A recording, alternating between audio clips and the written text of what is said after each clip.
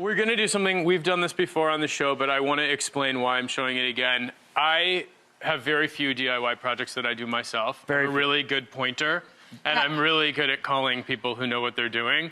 But this I do, these are chairs in our library. You actually do I do this myself, and I'll tell you why. It's because I don't have the patience to send chairs to an upholsterer. And this is a textile that Jared and I found on a mountaintop in Laos. Wow. We were traveling, and it was hand done in this village. We brought it home, and then we found these old metal chairs, and Those chairs are amazing. Aren't they cool? Those are really outdoor. Cool. So I ripped the cushions off and basically staple gunned this 200-year-old fabric to the chairs, and that's good enough for me. So we're gonna do it ourselves here. All right. I'm gonna take try. a look. You flip it upside down, very easy. Okay. All you need is a staple gun, and you start with the back of the chair and just staple as close to the edge as you feel comfortable.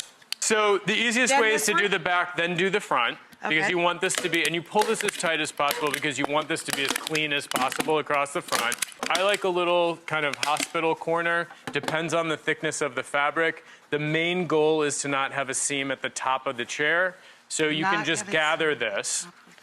See how you have like a corner here? That's ugly. I ugly. don't want that. Yeah. I can't believe that this is therapeutic for you. This is so relaxing to me. Anyway, Is it's that very, the way it's supposed to look? That's gorgeous, yeah. That's okay? Here, wait, I'll help right now. All right. I'm So failing. bottom line is you just do that on all four corners, you tighten the sides. When you're done, you take whatever decorative fabric you've used and you can add pattern, you can add color, you can add texture to the room without a huge commitment. It really does only take like 5 minutes to do. And that's it.